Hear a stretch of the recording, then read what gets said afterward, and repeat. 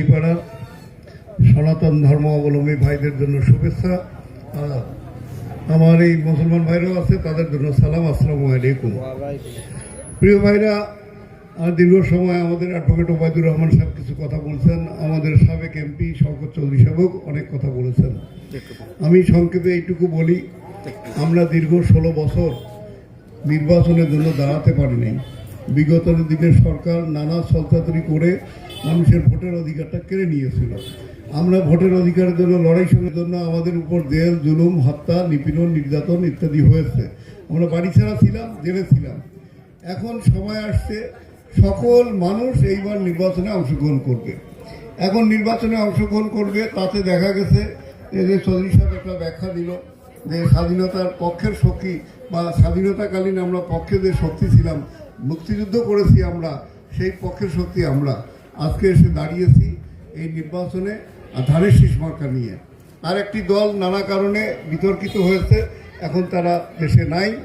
এখন বিএনপি আজকে দেশের হাল ধরবে, এইটা আপনারা মোটামুটি ইশারায় বুঝে ফেলছেন। সারা দেশের একটা আওয়াজ উঠেছে, আগামী দিনে ধানের শীষের সরকার হবে, তারেক রহমান প্রধানমন্ত্রী হবে, এটা আওয়াজ পাওয়া যাচ্ছে।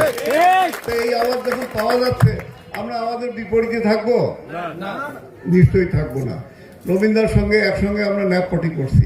বাঙালিপুরের বহু মানুষ আছে, আমরা আগে ন্যাপ পার্টি করতাম, তাদের সঙ্গে বন্ধুত্ব ছিল, খাতির ছিল। আজকে আমরা দীর্ঘদিন ধরে আমি আমার কর্মজীবনে এটা দেখেন 35 বছর কথা কাটেছি। আমার সৈয়দপুরে মেয়েদের জন্য মহিলা কলেজ করেছি। আমি করেছি এই জন্য যে আমাদের একটা মনীষী একজন বলছেন যে আমাকে একটা শিক্ষিত মা দাও, আমি একটা শিক্ষিত জাতি দিব। তাহলে মেয়েদের গুরুত্ব অনেক বেশি। আর কামারপুকুর কলেজ করেছি, সেই কলেজও ডিগ্রি কলেজ। এই দুই কলেজে বাঙালিপুরের অনেক ছেলে মেয়ে পড়তো। এখন আপনাদের লক্ষণপুর স্কুল অ্যান্ড কলেজ হয়েছে। আগামী দিনে এটাও যাতে বড় হয়, এটাও যাতে ডিগ্রি কলেজ হয়, সে চেষ্টা আমি করব। যেহেতু শিক্ষকতার সঙ্গে 35 বছর কাটেছি, শিক্ষকতা করেছি এই জন্য যে শিক্ষা ছাড়া শিক্ষা জাতির মেরুদণ্ড। শিক্ষা ছাড়া কোনো পরিবারের উন্নতি হয় না। আপনারা দেখেন যে পরিবারে শিক্ষিত লোক আছে, চাকরি বাকরি করে, তাদের ভাগ্যের পরিবর্তন হয়েছে। তা সেই কাজ আমি করেছি। আর 15 বছর ইউনিয়ন পরিষদের চেয়ারম্যান হিসাবে গরিব দুঃখী সাধারণ মানুষের সঙ্গে মিশছি, তাদের সঙ্গে তাদের সুখ দুঃখ সমভাগে ভাগ করে নিয়ে আমি চলেছি।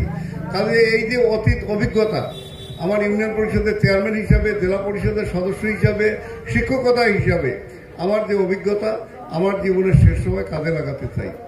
আর আপনারা জানেন আমাদের শহীদ প্রেসিডেন্ট জিয়াউর রহমান লাঙ্গল কাস্তে হাতে, শহীদ দিয়া মাঠে মাঠে।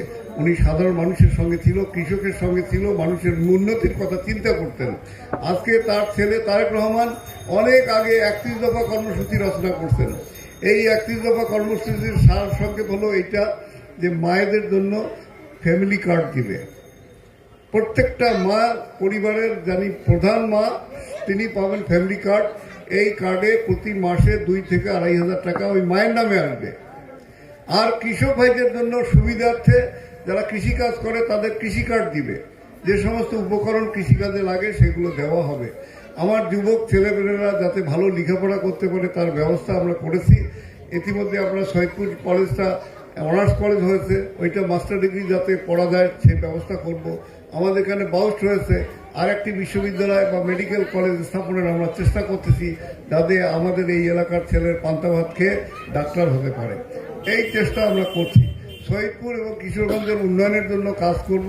এই জন্য আমাকে দেশনেত্রী বেগম খালেদা জিয়ার জীবদ্দশায় তার সম্মতিতে ধানের শীষ মার্কা দিয়েছেন এবং আমাকে বলছেন যে কবির সাহেব, আপনি সৈয়দপুর এবং কিশোরগঞ্জের মানুষের সঙ্গে মিশে আমার সালাম দিবেন এবং ধানের শীষের পক্ষে ভোট চাবেন। এই ভোট চাবেন এই জন্য তাদের পরিবর্তন করার জন্য, তাদের অবস্থার পরিবর্তন করার জন্য। যে কথা বললেন